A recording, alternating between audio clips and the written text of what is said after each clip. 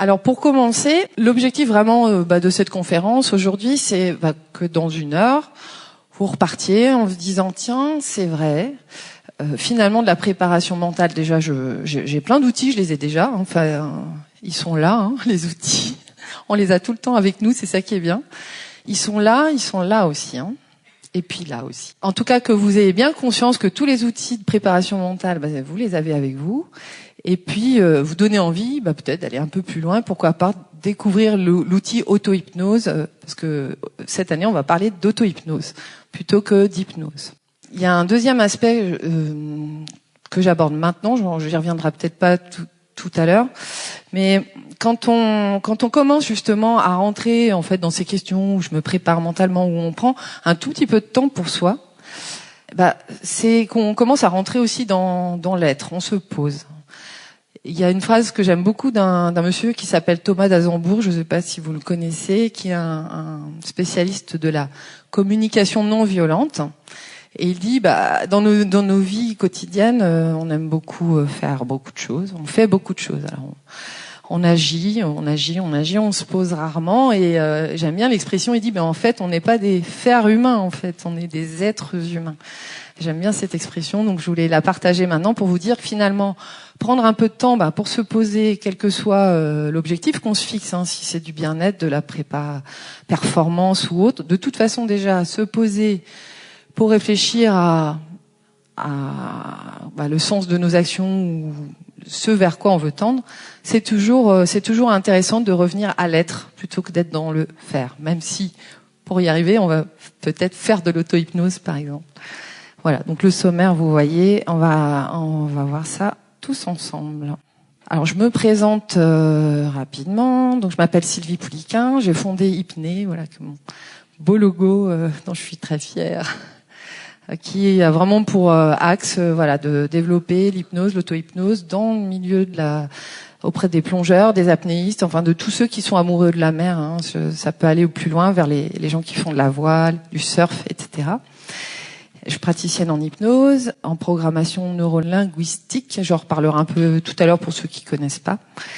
Et puis j'ai aussi la double casquette ou triple casquette d'être plongeuse, monitrice de plongée, apnéiste, monitrice d'apnée, voilà. Et donc c'est en associant tout ça finalement que j'ai eu envie de mettre tout ça ensemble. Je l'avais un peu dit l'année dernière, mais c'est vrai que quand on plonge à l'intérieur de soi, on retrouve un peu les mêmes choses que quand on plonge tout court dans l'eau, au fond. Donc c'est vraiment intéressant. Alors, on va rentrer un petit peu dans les outils sur la définition de la préparation mentale. On met beaucoup de choses derrière ça. Donc, j'ai pris la définition de Wikipédia, parce qu'il n'y a pas une définition, évidemment, de la préparation mentale, mais on peut partir de là. Moi, j'amène, en fait, à avoir un autre regard, peut-être, là-dessus, puisque tout ne me convient pas exactement dans cette définition, mais ça permettait d'ouvrir le débat. Donc, finalement, j'ai repris cette phrase que vous êtes peut-être en train de lire, et on va passer directement à la vision suivante, qui est finalement de voir qu'il y a la notion d'entraînement qui est importante. C'est comme l'entraînement à la plongée, l'entraînement à l'apnée. À un moment donné, quand on veut commencer à rajouter du mental dans ce qu'on fait, il va falloir le répéter. Mais il y a une notion de plaisir aussi. C'est agréable de faire ça. Au départ, on prend pas l'habitude, on ne sait pas. Puis plus on le fait, plus c'est facile, plus on rentre dans une dynamique. Jusqu'à un certain point où on le fait tellement souvent que finalement, on le fait même sans s'en rendre compte à la fin qu'on est en train de le faire. Ça, c'est vraiment intéressant. Donc, il y a cette notion d'entraînement qui est hyper importante et ça rejoint un peu la notion d'engagement qu'on trouve dans nos passions, que ce soit l'engagement vers la plongée, l'engagement vers l'apnée ou l'engagement vers la protection de la nature. C'est pareil, c'est un engagement avec soi, d'être à l'intérieur de soi. C'est une forme d'écologie personnelle aussi, parce que si on est bien avec soi, si on prend soin de soi, on prend ce temps, même 5 minutes par jour, c'est pas grand-chose, c'est quand même du temps, où après on se rend plus disponible au reste aussi. Donc c'est un entraînement qui consiste à développer les habiletés mentales. Alors j'aime bien parce que développer, finalement, je suis d'accord, j'ai gardé le mot, parce que ça veut dire qu'on les a déjà. Donc on a juste à les développer. Donc on a tout, on est très bien outillé, c'est génial. Les habiletés, habileté, ça vient du latin, habilitas, et ça veut dire c'est les facilités en fait. Donc ça veut dire qu'en plus c'est facile. Allez, je prends aussi.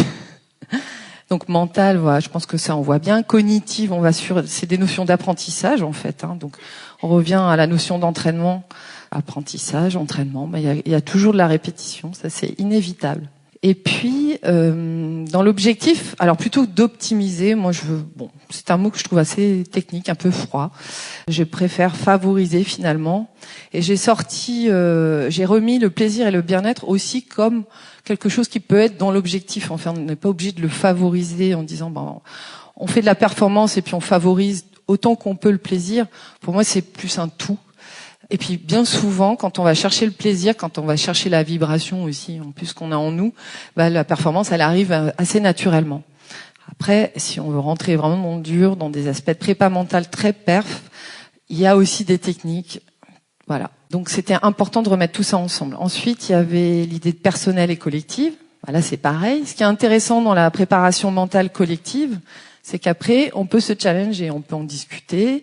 C'est vrai qu'au moment où on se prépare, on est un peu peut-être tout seul dans sa tête, mais après, on peut se dire, tiens, c'est quoi tes techniques, comment tu fais? Et donc, ça crée du lien. C'est aussi une autre façon de créer du lien, même pour un club, pour une activité. Et personnel, je pense que c'est plus évident. Sur le côté sportif, oui, la préparation mentale pour les sportifs, c'est juste évident, puisque ça a commencé comme ça, avec les sportifs de haut niveau. Notamment les skieurs, je pense que vous avez déjà entendu parler de tous les slalomers, là. Ils se mettent en haut de la piste, et puis ils se posent et puis ils visualisent toute la descente. Voilà, c'est de la préparation mentale. Je visualise ma descente. Ils la font 10 fois dans leur tête, 100 fois, 1000 fois. Et le jour où ils se lancent, et le cerveau l'a déjà fait. C'est un peu la même chose. Donc pour les sportifs, c'est juste évident, mais finalement c'est quelque chose qu'on peut utiliser dans son quotidien. Donc j'ai sorti la notion de sportivité. Vous êtes tous des sportifs a priori, je pense. Vous êtes plongeurs ou apnéistes ou quoi, mais ça s'ouvre quand même à d'autres choses, et c'est pour ça que j'ai mis le petit l'étudiant, parce que quand on passe des niveaux de plongée, par exemple, ça dépend des niveaux de moniteur, on commence à devoir apprendre des choses, et ces techniques-là sont intéressantes aussi. On le verra un peu tout à l'heure. Pas forcément pour une pratique sportive, mais aussi pour d'autres choses, et notamment pour les apprentissages. Et donc renforcer son autonomie. Alors voilà, l'autonomie cette année, c'était vraiment ce dont j'avais envie de parler.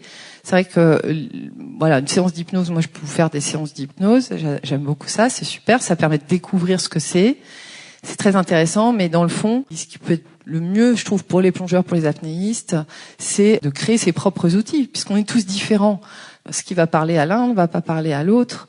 D'avoir une palette de techniques permet de choisir en fonction de son moment, de qui on est, etc. On va faire un petit jeu tout à l'heure, un petit exercice.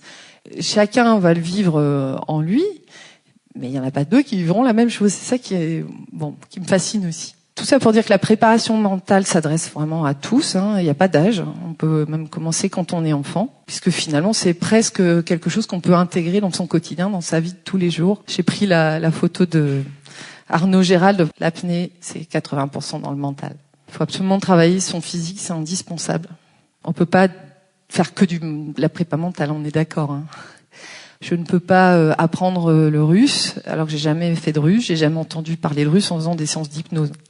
C'est pareil pour l'apnée, la plongée, il faut pratiquer, on est d'accord. C'est juste un accompagnement en fait. Moi j'aime parler d'une danse un peu entre les deux. Il y a des moments où on va peut-être plus avoir envie de travailler sa tête, et puis des moments où on est plus en forme, on a aussi envie de travailler son physique, et donc on va équilibrer ça en fonction de ses besoins du moment. Donc l'intérêt, il est pour nous, le kiff, le plaisir, pour les élèves aussi, parce que il y en a qui ont envie un peu de performance, puis il y en a qui ont envie de se sortir vraiment bien. Il y a beaucoup de stress avec l'eau de mer aussi, que ce soit en plongée, en apnée. Je pense que toutes les personnes comme ça sont confrontées soit eux-mêmes, soit à des élèves ou des copains qui ont eu des frayeurs à un moment donné. Et donc d'avoir ces outils-là, ça sert à ça. À se préparer avant au niveau 4, où il y a de l'apnée alors qu'on n'en a jamais fait, par exemple, ou à continuer à avancer, à chercher, ça dépend de chacun. Et puis il y a des moments de la vie où on peut avoir envie de performance. Allez, on a envie de se challenger. Et puis l'année d'après, on est crevé, on en a marre, on se dit bah non, là cette année, je cherche du bien-être. Ce qui est bien, c'est qu'avec les mêmes outils, on va pouvoir aller vers ce où on veut aller. La confiance, le sentiment de sécurité, c'est vraiment important, je trouve, dans nos pratiques aussi. Parce que finalement, on n'est quand même pas dans notre environnement quand on est dans l'eau. Naturellement, on est dans l'air. Même si on a envie d'être des poissons un peu. Enfin, moi, en tout cas, j'aimerais bien. Mais voilà. Et c'est vraiment important de développer ça pour nous aussi. Voilà, ce sentiment d'être à notre place quand on est dans l'eau, d'être bien. Contrairement à ce qu'on pense quand on fait de l'hypnose, on dit souvent qu'on perd le contrôle. Alors, il faut pas perdre le contrôle, etc. C'est pas bien, c'est pas sécuritaire. Déjà, faut savoir qu'on peut pas perdre complètement le contrôle. Quand on fait de l'auto-hypnose, c'est quand même nous qui agissons à l'intérieur de nous. Donc, si on perd le contrôle lors d'une auto-hypnose, on s'endort en fait. Donc, c'est plutôt à force d'en faire, on finit par reprendre le contrôle. Pourquoi ? Parce qu'on se connaît mieux, on sait ce qu'il y a dedans, dans le corps, dans la tête. Voilà, il y a une notion d'équilibre. Donc, l'impression de reprendre un peu le contrôle sur ses pensées aussi, parce que des fois, elles nous embarrassent. On y reviendra tout à l'heure. Alors les techniques, ça c'est pareil, j'ai pris ça sur Wikipédia, c'est vraiment amusant parce que quand j'ai découvert que les outils du préparateur mental, c'est ça. Alors ça m'a vraiment amusé parce que d'abord le premier mot c'est l'hypnose, ça c'est sûr, mais alors derrière quand on reprend chaque mot, on va pas trop s'arrêter pour pouvoir aller un peu plus dans la pratique derrière, mais chaque mot ça correspond finalement à une composante de l'hypnose en général. Donc les techniques d'autosuggestion, c'est de l'auto-hypnose, je auto-suggère quelque chose. Donc l'imagerie mentale, c'est des techniques de visualisation. Si on les fait en étant en état d'auto-hypnose, ça aura de toute façon toujours plus de portée que si on les fait juste comme ça. Et si on les fait juste comme ça, ça marche quand même.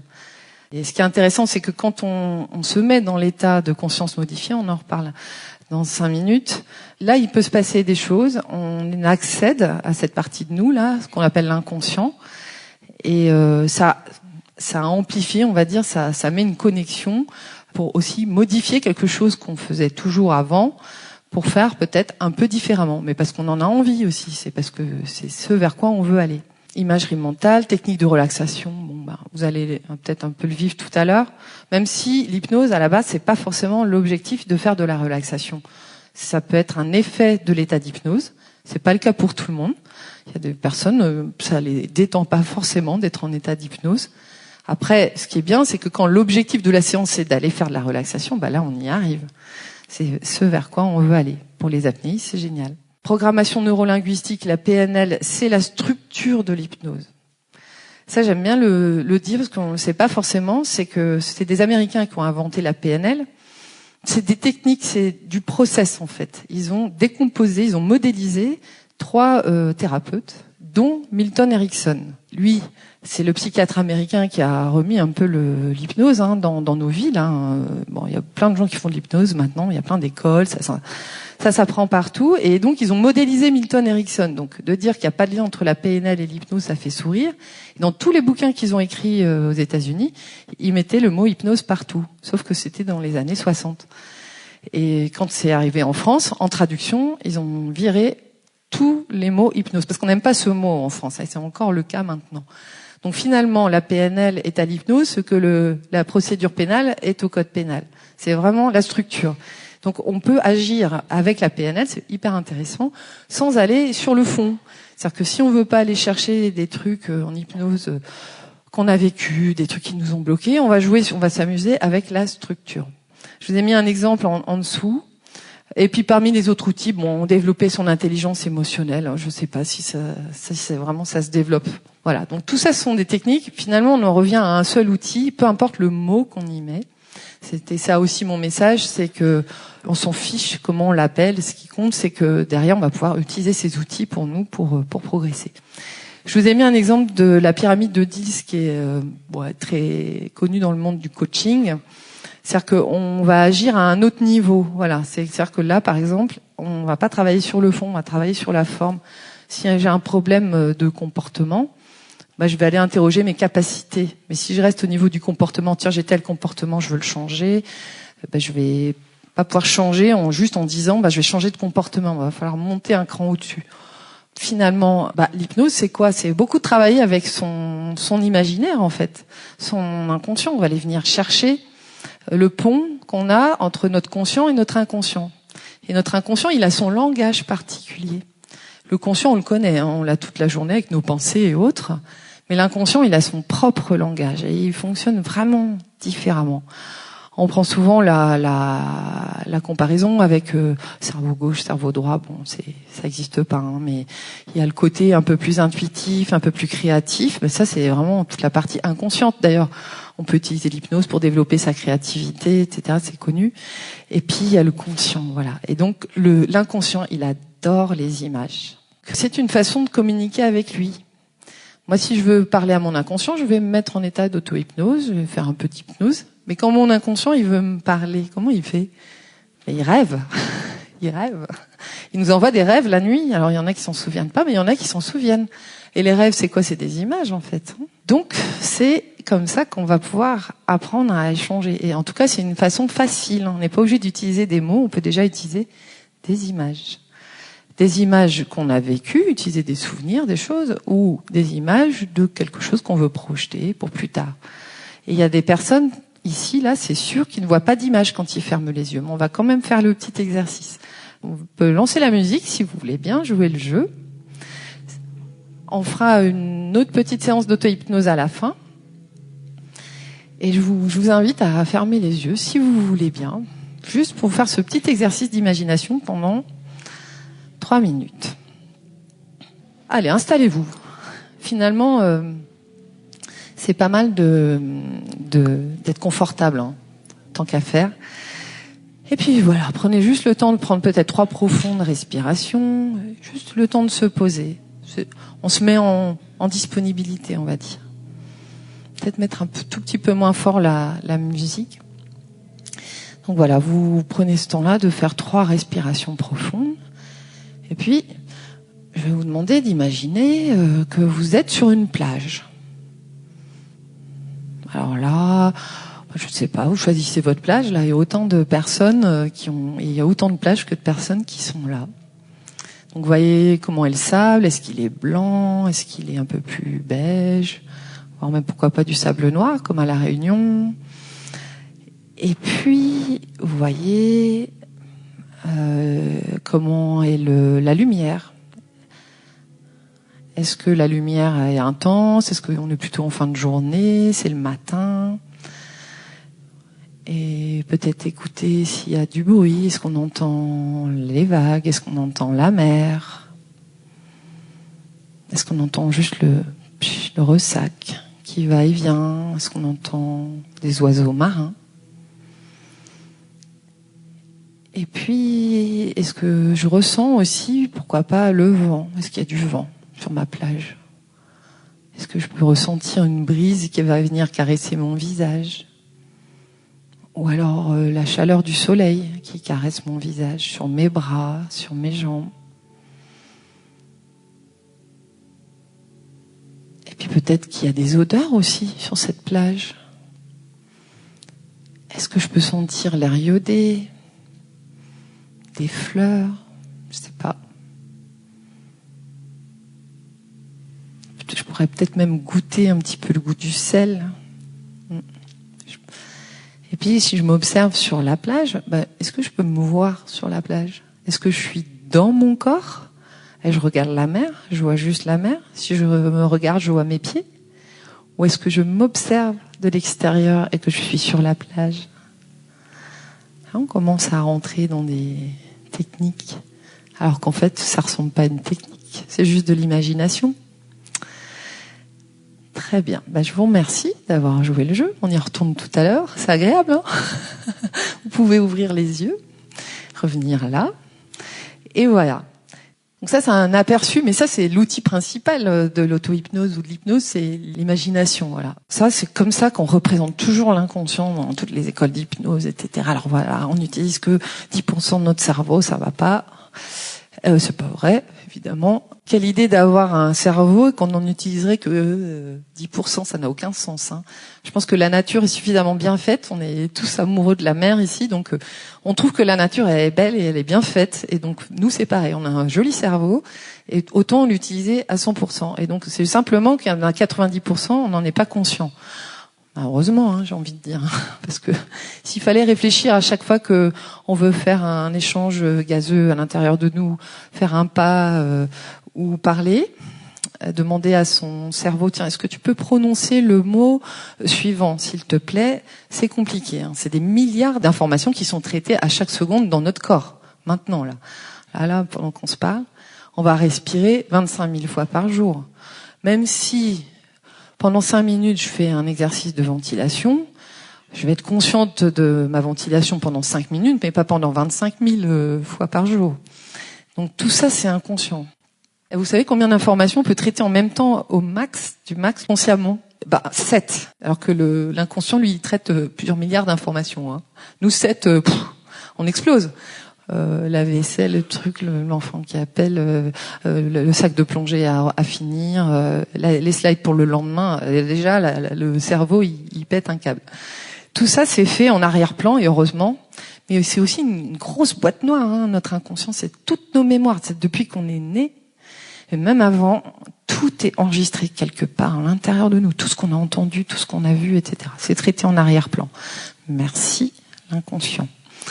Ce truc-là, on dit souvent dans les écoles d'hypnose, c'est fait pour nous protéger, en fait. C'est qu'on n'ait pas besoin d'être pollué par tous ces trucs-là on n'a pas besoin, ça fonctionne tout seul. Donc c'est ça qui est merveilleux, c'est automatique. Donc on va prendre rapidement les 3 niveaux. C'est le cerveau reptilien, c'est tout ce qui a un rapport au corps. Donc on peut dire que toutes nos fonctions biologiques vitales sont au niveau inconscient. On ne sait pas on peut pas demander à son cerveau de faire battre le cœur. Par contre, quand on agit au niveau de l'hypnose, l'auto-hypnose, on peut avoir pour objectif, pour s'amuser même, de voir si on peut pas ralentir les battements de son cœur en se mettant en état d'auto-hypnose. Ça marche. Voilà, ça peut-être pas sur tout le monde, peut-être pas du premier coup, mais on peut modifier des petites choses. Alors ça reste pas, mais pendant le temps de l'auto-hypnose, il se passe des trucs. Et c'est aussi ce qui fait que c'est l'instinct de survie, c'est ce qui fait qu'on va avoir notre réflexe inspiratoire, bien sûr, quand on fait de l'apnée, etc. Et c'est notre plus vieux cerveau, le cerveau reptilien. Donc ça, c'est un niveau de l'inconscient. Donc quand on fait de l'auto-hypnose ou de l'hypnose, on va pouvoir agir là-dessus. Après la deuxième strate, mais vous connaissez peut-être ça, c'est vrai qu'on le dit souvent, c'est le siège des émotions, de la mémoire, sachant que la mémoire, quand on a une émotion pour apprendre quelque chose, on apprend beaucoup mieux. C'est pour ça que quand on est bien, qu'on aime ce qu'on fait, on va apprendre volontiers. Un cours de plongée beaucoup plus intéressant pour certains qu'un cours théorique à la fac. C'est plus compliqué, parce qu'on aime tellement ça que finalement l'apprentissage il va être facile. L'inverse c'est vrai, l'émotion très forte, négative, etc. On va se souvenir d'un événement qui nous marquera toute notre vie, de chaque image, chaque détail, la lumière sur des choses qu'on a vécues qui sont moins faciles. Mais il y a eu une émotion. Cerveau limbique. Et puis les automatismes acquis. Alors ça, j'adore. C'est tout ce qu'on sait faire, marcher, parler, etc. J'aime bien donner l'exemple. Des automatismes sont tellement acquis, comme parler le français, par exemple, qu'on peut pas dire tiens, je veux plus connaître le français, par exemple. Essayez voir. Je ne veux plus. J'en ai marre de cette langue-là. Je veux plus savoir parler français. C'est tellement intégré, et c'est pareil. Ça, c'est le cerveau plus récent. Donc là, nous, ce qu'on fait avec l'auto-hypnose, c'est finalement créer ce pont entre notre conscient et notre inconscient. C'est en nous, ça reste nous, en fait.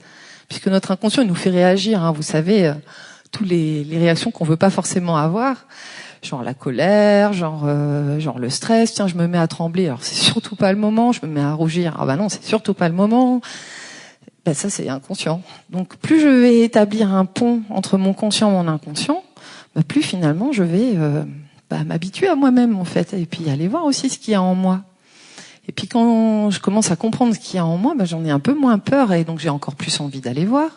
Et puis finalement, comme ça, c'est son ami intérieur. L'idée, c'est de se connecter à soi. Vous aurez compris.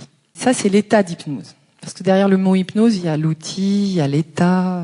C'est pour ça aussi qu'on comprend pas bien ce que c'est. Mais en fait, quand on est en état d'hypnose, notre cerveau va émettre des ondes à une certaine fréquence. Donc là, nous, actuellement, ou peut-être vous êtes déjà en jaune, normalement, nos ondes, c'est les ondes bêta, là. Les cerveaux, si on est en état de veille, si on n'est pas trop endormi, notre cerveau émet des ondes à une certaine fréquence qui sont là, ce qu'on appelle les ondes bêta. C'est la vigilance, voilà, on est là, on est présent. Et puis, quand on rentre progressivement en état d'auto-hypnose, ça c'est l'auto-hypnose plutôt dissociante. Dissociante égale je suis là, et en même temps je suis pas là. Ça, c'est un peu ce qu'on a fait en regardant sur la plage tout à l'heure. Est-ce que je suis dans mon corps sur la plage ou est-ce que je me regarde sur la plage? Ceux qui se sont vus sur la plage de l'extérieur, comme s'ils étaient un observateur, ils se sont dissociés déjà. Ils se sont vus dans la plage. Il y en a qui sont peut-être restés dans leur corps et ils voyaient la mer comme ça, comme si en direct, comme une caméra, comme s'il y avait une caméra. Voilà. Donc là, on descend et notre cerveau progressivement va émettre des ondes à des fréquences plus basses. Jusqu'à arriver au sommeil, c'est les ondes delta.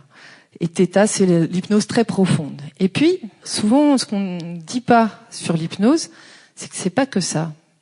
C'est aussi que le cerveau va émettre des fréquences beaucoup plus hautes. Et ça, c'est les états de conscience élargie. Alors, on les appelle comment augmentés. Les moines bouddhistes, qui sont capables de rester en maillot de bain 4 heures dans la neige. En tout cas, c'est des états de conscience où, au lieu de rentrer en soi, on plonge en soi, on s'ouvre. Et ça, c'est de l'hypnose aussi. C'est encore un mot, hein. Enfin, en tout cas, c'est quelque chose qu'on peut faire pour se préparer mentalement avant de se mettre à l'eau. Et là, au lieu de perdre la conscience, on prend conscience de ce qui est inconscient et on est tout ça à la fois. Et c'est à vivre aussi. C'est peut-être moins facile, moins naturel parce que dans notre société, on est toujours dissocié. Hein. Le bien, le mal, la droite, la gauche, tout est séparation. Hein. J'ai raison, t'as tort, etc. Donc naturellement, on se dissocie. D'ailleurs, peut-être là, quelqu'un qui parle comme ça pendant 45 minutes, même si le sujet vous intéresse, il y a des moments. Tiens, faut que je pense à aller chercher ma paire de palmes tout à l'heure avant que ça ferme. Donc, en fait, on est tout le temps un peu en train de faire ce va-et-vient entre notre présence, là, bien, ici, et puis nos pensées. Donc ça, c'est important de le comprendre. Donc l'auto-hypnose, ça permet et de rentrer en soi, de se préparer, de faire une séance pour plus tard, et aussi de se mettre dans un état où on va se mettre à l'eau, on va se glisser dans l'eau en pouvant capter toute la vie autour, en se connectant à ça. Ça, c'est... Voilà. Donc je voudrais vous rappeler des petits outils que vous avez déjà à votre disposition. Donc ça, c'est vraiment facile. Vous gardez et puis après on ira tester une petite séance d'auto-hypnose, c'est bien. J'ai mis des pincettes parce que les chiffres, moi je suis pas forcément scientifique de la pensée. Hein. Il y a des gens qui ont fait des études pour compter combien de pensées on avait par jour. Alors il y en a qui disent 6 000 et d'autres 60 000. Donc j'ai pris 60 000 parce que je trouvais que le chiffre était bien plus impressionnant. Mais non, en fait, j'en sais rien. Enfin bon, 6 000, c'est déjà beaucoup. Donc les pensées, on en a tout le temps. On est plus ou moins aidé. Moi, je sais que ça y va. Hein. C'est peut-être pour ça d'ailleurs que je me suis mise à l'hypnose, parce que c'est fatigant des fois. Surtout quand on est en train de faire de l'apnée, on n'a pas du tout envie de penser à des trucs. Et puis les pensées, elles arrivent quand même. Donc pour ça, on a des techniques, c'est apprendre à les observer, etc. Et parmi toutes nos pensées, on en a 80% qui sont négatives. Vous vous rendez compte? C'est incroyable. Donc, c'est français, d'ailleurs. C'est pas comme ça, c'est notre culture. Il n'y a pas à juger ça, c'est comme ça. C'est culturel. Et c'est aussi parce qu'on a une langue qui est très fournie en vocabulaire, et notamment, au temps du XVIIe siècle, on a développé énormément de mots pour décrire des états comme la dépression, la déprime, la tristesse. On a tellement de mots, on est très habitué à tout ça. Donc en tout cas, il faut penser que on hérite de tout ça, et donc on a beaucoup de pensées négatives.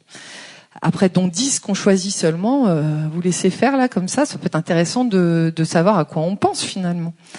Et puis 85% qui sont les mêmes pensées tous les jours. Qu'est-ce que c'est ennuyeux finalement. Ça, c'est une technique de préparation mentale d'aller agir sur ses pensées. Donc là, pas besoin de musique, je vais vous demander juste pour s'amuser quelques secondes. Vous fermez les yeux à nouveau et puis vous allez observer vos pensées. Alors en général, quand on fait ça, évidemment, on n'a plus de pensée, mais ça dure pas longtemps, je vous rassure. Et vous allez dire, la première pensée que vous chopez, vous l'observez, vous vous dites « je pense ceci, je pense cela ».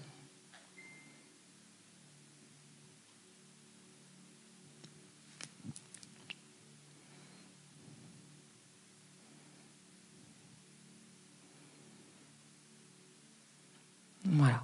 Donc là, vous avez observé vos pensées. Tout le monde a eu des pensées? Ouais, hein. Ou une au moins.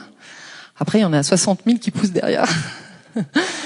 C'est une première chose. J'observe mes pensées. Après, si je veux aller un cran plus loin, et là, je vous rassure, si vous n'y arrivez pas, c'est pas toujours évident pour tout le monde, ça va être de prendre encore plus de hauteur et de se dire, par rapport, reprenez la pensée que vous venez d'avoir, j'observe que je pense que.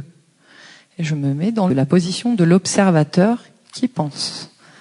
On est déjà dans un autre univers.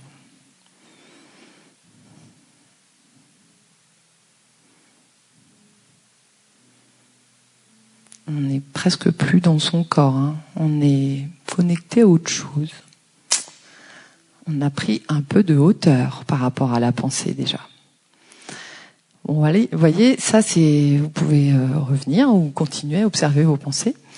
C'est un outil extrêmement simple d'utiliser juste ces deux mots. Je pense ceci, et après j'observe que je pense cela.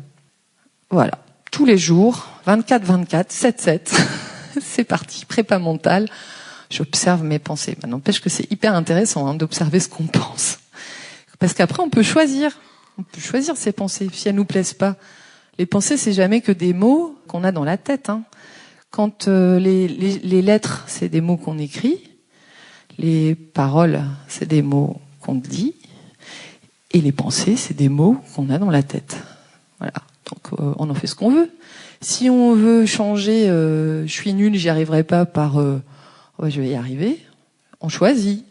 Mais le fait de se rendre compte qu'on est en train de se dire un truc pas très sympa à l'intérieur de nous-mêmes, ça permet déjà de changer la pensée. Parce que si on l'a même pas remarqué, on peut pas la changer. On a toujours le choix. Hein.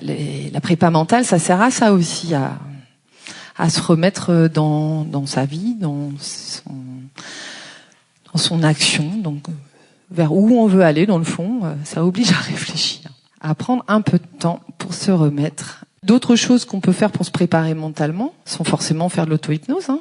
Voilà, j'ai mis Wim Hof, il est patent, hein, ce gars-là. 2 heures dans l'eau glacée. Prépa mentale, il ne fait rien, il prend pas de substance chimique, hein. Il respire et puis après il se pose. C'est de la préparation mentale de respirer aussi. Hein. Donc ça c'est pareil, hein. Vous avez l'outil sur vous. Moi, avant la conférence, je suis allée faire mes 5 minutes de cohérence cardiaque. Je fais ça 3 fois par jour. Ça s'entretient. C'est génial. Hop, mon corps. Les cellules, elles se mettent en résonance, en fait. Celle du cerveau, celle du cœur. Et c'est une fréquence. C'est juste la bonne fréquence pour nos cellules. Et donc, elles se réunifient. Et donc, on se sent mieux quand on fait de la cohérence cardiaque. Donc ça, c'est juste de la respiration. C'est quand même pas compliqué, hein. Pas besoin de médicaments ni de antidépresseurs. Les autosuggestions, on n'a pas le temps de rentrer dans le détail parce que parler à son inconscient, il faut faire attention dans le sens où l'inconscient, par exemple, n'entend pas la négation, donc il faut éviter les futurs aussi. Je serai sur le podium mardi prochain. L'inconscient, il est content quand on lui dit ça. Ah voilà, je serai sur le podium, là, c'est sûr, parce qu'il entend je serai. Donc je serai, c'est plus tard. Donc c'est jamais en fait.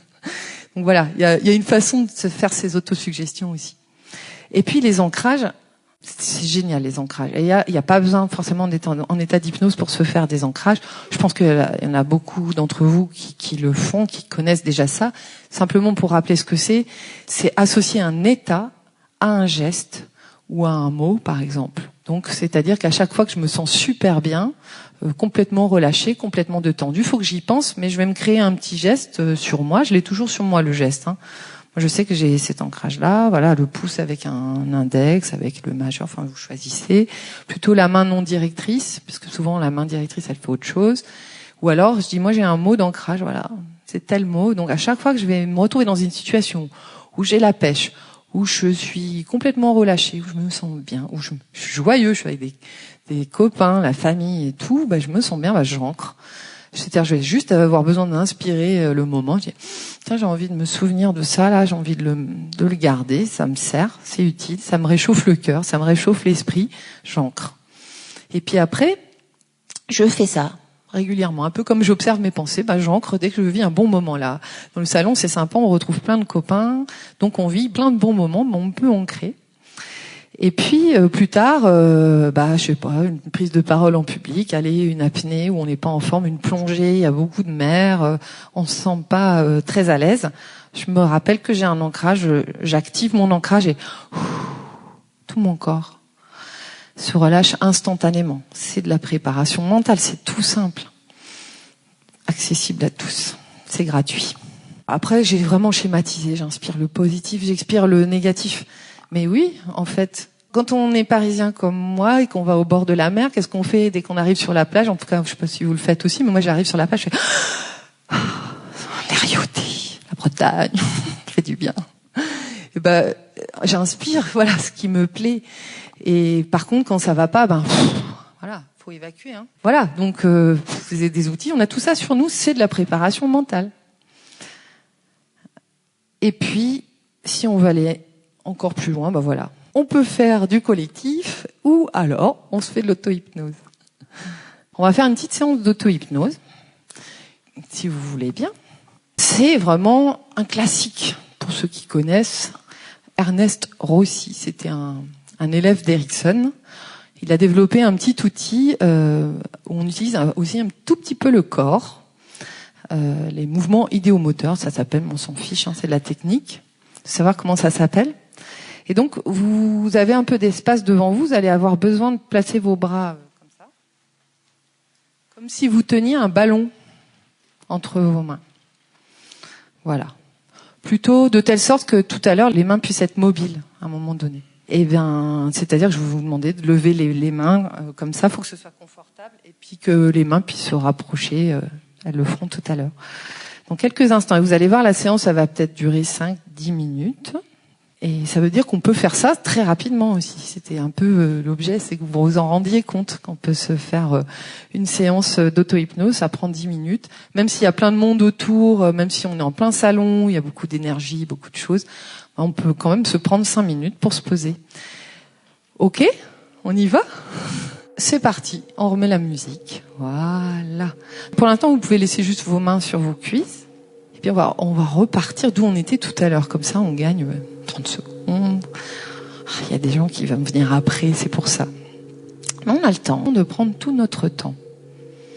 Parce que ce qui est sympa aussi avec l'auto-hypnose, c'est que le temps s'allonge, se raccourcit. C'est-à-dire qu'on peut parfois se mettre en état d'auto-hypnose légère quand on veut prolonger un bon moment. C'est-à-dire que sur le temps humain, il sera toujours le même temps, mais sur le temps ressenti, il pourrait être plus long. Ce qui fait que ma plongée, qui est géniale, qui dure 20 minutes, moi j'aurais eu l'impression qu'elle dure 1h30. C'est chouette, non ? Et puis quand je m'ennuie un peu ou j'ai froid, etc., je la raccourcis. Bon, après on peut toujours sortir, mais bon, ça dépend où on est. Donc voilà, vous prenez ce temps, comme tout à l'heure, peut-être de prendre 3 profondes respirations. Et puis comme on fait de l'auto-hypnose, alors c'est de l'auto-hypnose guidée, on est d'accord. Au lieu de dire vous, voilà, on va se dire je. Et puis je vais vous demander, si vous voulez bien, de vous dire je dans votre tête. Comme ça, vous répétez un peu intérieurement ce qu'on est en train de faire. Voilà, donc je me pose tranquillement, je ressens le poids de mon corps sur la chaise. Je ressens tous les points de contact d'ailleurs de mon corps avec le dossier, peut-être mes pieds, peu importe qu'ils soient posés ou pas, il faut que ce soit confortable. Et puis, pendant que je vous parle là, essayez de réfléchir à un truc que vous avez envie de régler dans votre vie là, maintenant, tout de suite. Un truc. Soit que vous avez envie de régler un petit souci, prenez pas le trauma du siècle, mais voilà, un truc qui vous enquiquine en ce moment, peut-être la première chose qui vous vient à l'esprit, ou alors un objectif d'apnée, par exemple, tiens, j'aimerais bien cette année faire 115 mètres en dynamique, voilà, pour tester, ou alors problème de sommeil en ce moment, enfin voilà, prenez ce qui vous convient. Et puis si vous n'avez pas d'idée, juste demander à l'inconscient de venir vous aider sur ce que vous avez besoin de régler en premier en ce moment, tiens, pourquoi pas.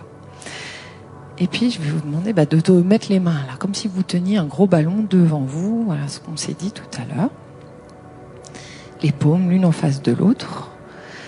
Et d'imaginer justement que vous tenez un ballon entre vos deux mains. Peut-être un gros ballon, c'est peut-être un ballon, une balle un peu plus petite, ou un énorme ballon de baudruche. Choisissez. Et puis imaginez de quelle couleur il est, votre ballon.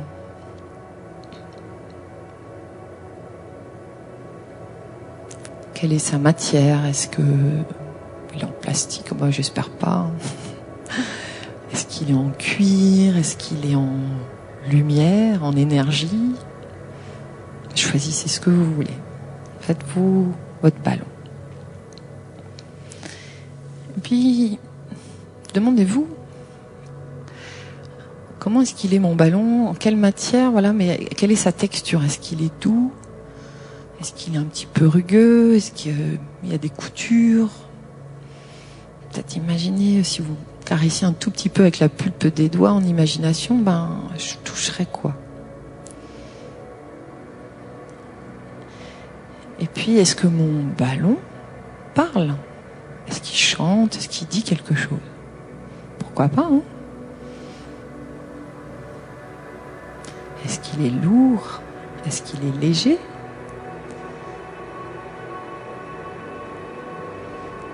Et puis, voilà, j'ai construit mon ballon et je vais placer en intention, c'est juste une intention, je vais placer mon objectif, enfin ce sur quoi, le petit souci que j'ai à régler, dans mon ballon. Juste me dire, tiens, je vais mettre ça là-dedans.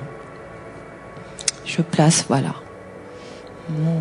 mon objectif, mon souci dans mon ballon. C'est juste une intention, il n'y a rien à faire. Vous pouvez imaginer un fil qui part de votre cerveau, qui va dans le ballon. Et puis maintenant, on va simplement s'adresser à votre inconscient. Je m'adresse à mon inconscient. Je veux dire, cher inconscient, alors vous pouvez appeler votre partie profonde comme vous le voulez. Vous pouvez lui dire mon esprit profond, vous pouvez lui donner un petit nom, c'est comme vous voulez. Et voilà, cher inconscient, est-ce que tu veux bien m'aider à atteindre mon objectif ou à résoudre mon petit souci? Vous dites ça dans votre tête. Ouais. Et si tu es d'accord, tu vas laisser mes mains se rapprocher l'une vers l'autre. Peut-être juste un peu comme quand il y a un aimant, comme s'il y avait des aimants dans les paumes de mes mains, ou un élastique invisible entre les deux paumes. Et puis, tranquillement, les mains, généralement, se rapprochent. On va laisser un petit peu de temps pour laisser à l'inconscient le temps de prendre tout son temps.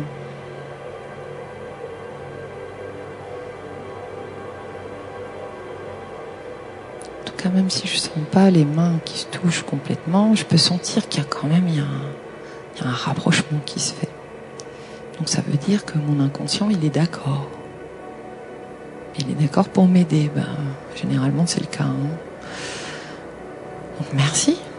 Merci, cher inconscient. Merci, mon esprit profond, de vouloir m'aider à résoudre mon souci ou à atteindre mon objectif.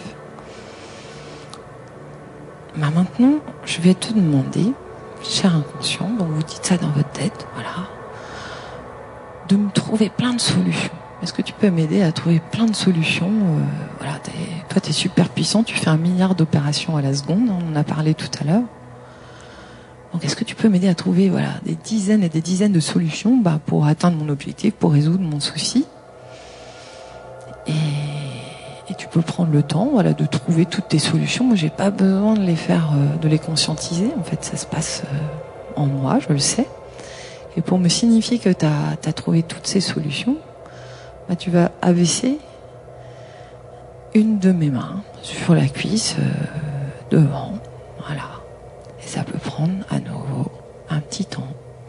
Donc, cher inconscient, est-ce que tu veux bien me trouver des solutions dans ma mémoire, peut-être des choses que j'ai observées, très très lointain quand j'étais tout petit, des ressources.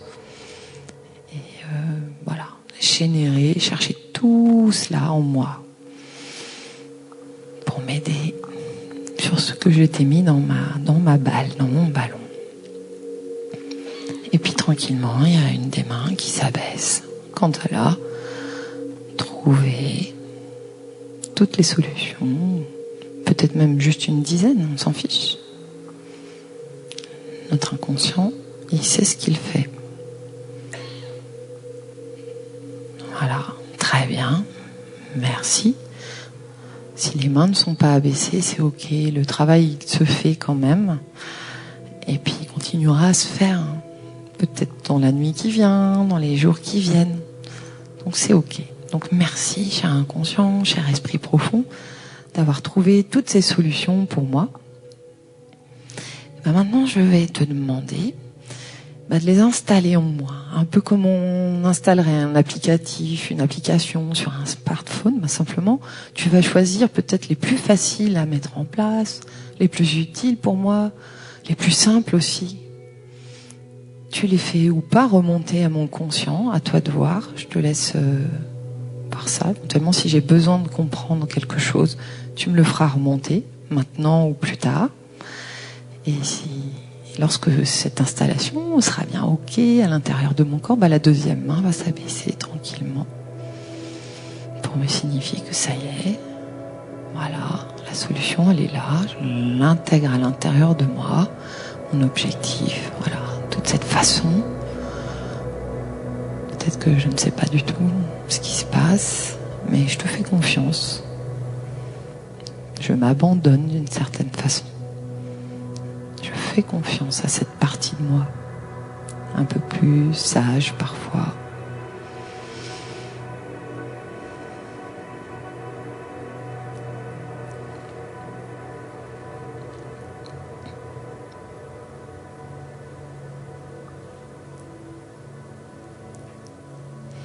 Et je vais vous laisser terminer tranquillement cette petite séance d'auto-hypnose.